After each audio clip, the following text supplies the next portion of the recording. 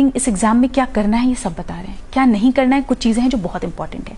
पहली चीज़ जो मुझसे गलती हुई कि सिलेबस को बिना समझे properly I stepped into the preparation, तो ये गलती तो नहीं करनी है। पहले सिलेबस उठाएं, मेंस का बहुत ही डिटेल सिलेबस यूपीएससी ने दिया है, हमें ये देखना चाहिए। उससे ये पता चलता है क्या पढ़ना है। अब आता है सवाल कितना पढ़ना है।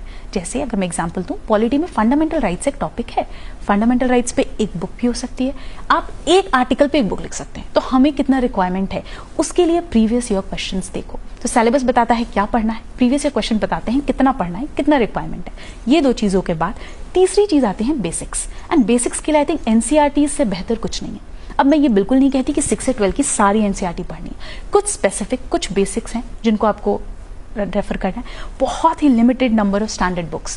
क्योंकि आई थिंक एक मुझसे जो गलती हुई कि वो मैं बहुत सोर्सेस को रेफर करती थी। अब जिस सब्जेक्ट से डर लग रहा है, जैसे हिस्ट्री वीक है, तो हिस्ट्री के लिए मैंने कम से कम 10 किताबें पढ़ ली हैं। आप उसको कंसोलिडेट नहीं कर पाओगे, आप उसको रिवाइज नहीं कर पाओगे, तो अल्टीमेटली उस नॉलेज का कोई यूज नहीं है। तो ये भी मैं कहूंगी कि बहुत ही मिनिमम बुक लिस्ट रखो। आई थिंक पढ़ने से ज्यादा इंपॉर्टेंट एक रिपीटेड रिविजन स्लॉट, कि हर 10 दिन बाद, 10 दिन नहीं तो 20 दिन बाद मैं 1-2